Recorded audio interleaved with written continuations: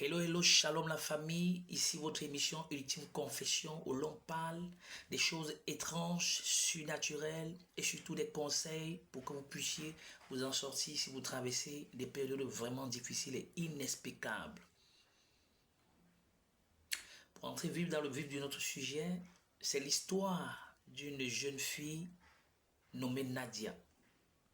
Alors que nous sortions de l'église, à peine le culte était fini, nous rencontrons une femme, un parent, plus particulièrement une maman, en train de poursuivre son enfant et une foulée de personnes étaient derrière.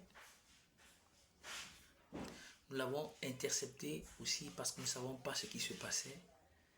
Et après l'avoir interceptée, elle a su que nous étions à l'église et que l'espoir pouvait revenir. Après l'avoir reçue dans nos locaux par mon pasteur, pour savoir ce qui se passait, nous avons demandé à la maman de Nadia ce qui se passait. Elle disait qu'elle courait parce qu'elle voyait des esprits.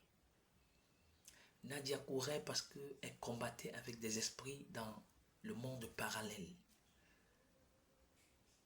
Et sa maman n'avait pas suffisamment de compréhension en ce qui concerne la spiritualité dans laquelle sa fille se trouvait en fait. Après avoir causé avec Nadia sur des choses que mon pasteur, moi bien évidemment, connaissions déjà, avons déjà un peu d'expérience, nous lui avons demandé d'où elle sortait. Elle nous a regardé comme des personnes qui n'étaient pas étrangers en fait. Et Nadia nous a avoué qu'elle combattait pour la suivi de son papa. On dit, comment est-ce que tu combattais pour la suivi de ton papa? Nadia, alors elle nous dit, elle a été initiée à l'âge de 3 ans par son grand-père. Et dans leur initiation, il était question de cotiser en fait.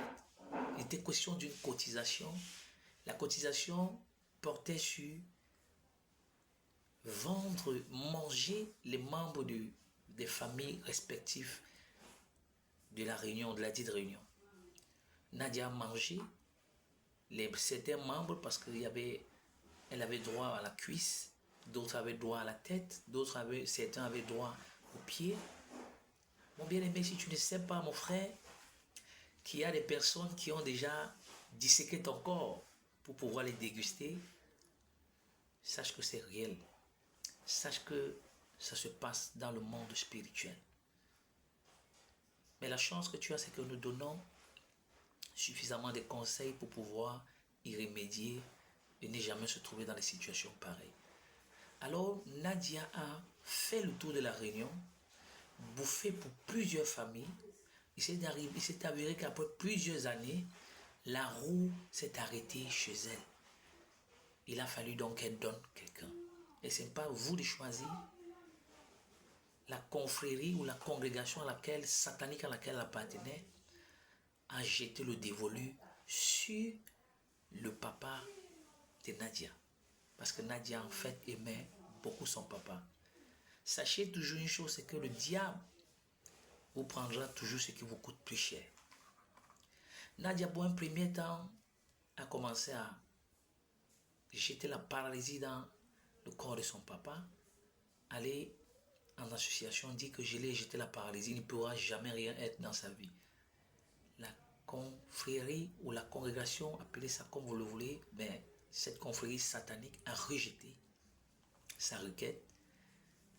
Elle est allée jusqu'à créer des pannes sur la moto de son papa parce que c'était un Benz Skinner, une pauvre famille, imaginez-vous. Mais jusqu'à là, rien. Alors, il s'avérait qu'il fallait que la confrérie entre en possession de ce qui leur appartient parce qu'elle avait déjà mangé pour plusieurs familles, il fallait qu'on mange aussi pour elle. En fait, la tontine dans le monde satanique, ça ne joue pas mes frères. Toi qui me regardes, il faut que tu pries parce qu'il y a des choses qui se passent.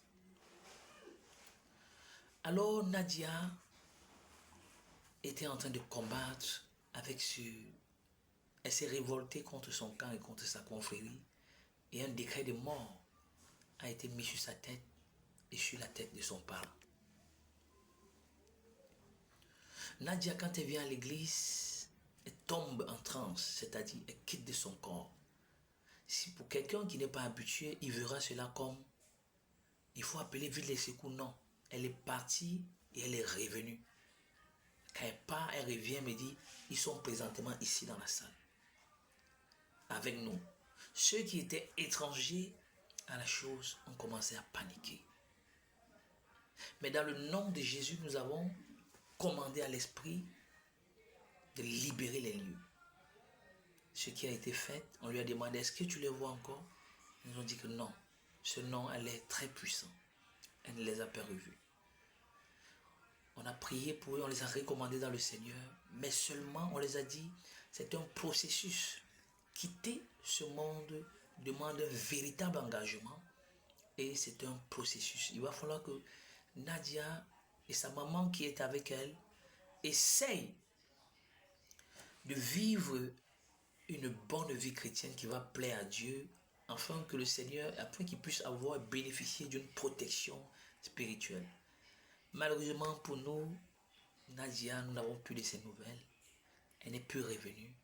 Nous ne savons pas quelle voie, quel chemin elle a emprunté. Est-ce qu'elle est vivante? Nous ne savons pas. Mais je tiens à dire à beaucoup ici, comme Nadia a vu ses esprits partir, sachant que dans le nom de Jésus, tous ces esprits impurs peuvent disparaître complètement de vos vies. La repentance est encore disponible. Dieu est un Dieu d'amour. Il a manifesté son amour en sacrifiant son Fils unique Jésus-Christ, afin que quiconque croit en lui ne périsse point, mais qu'il ait la vie éternelle. Nous prions Dieu que Nadia, peut-être, pas au travers de nous, mais au travers d'une autre personne, d'un autre oint de Dieu, puisse avoir retrouvé la solution et la guérison. C'était triste, mais il y en a plusieurs histoires. Continuez de vous abonner pour que nous puissions avoir le temps de tout les raconter et de vous donner suffisamment de conseils pour savoir comment vous en sortir. Et le seul et unique chemin et la seule et unique solution que je voulais vous dire cet après-midi de dimanche, c'est que Jésus n'a jamais échoué. Shalom, shalom à vous. Portez-vous bien d'ici là. Je vous dis vraiment que le Seigneur soit avec vous. Vous êtes couverts dans le sang de Jésus-Christ.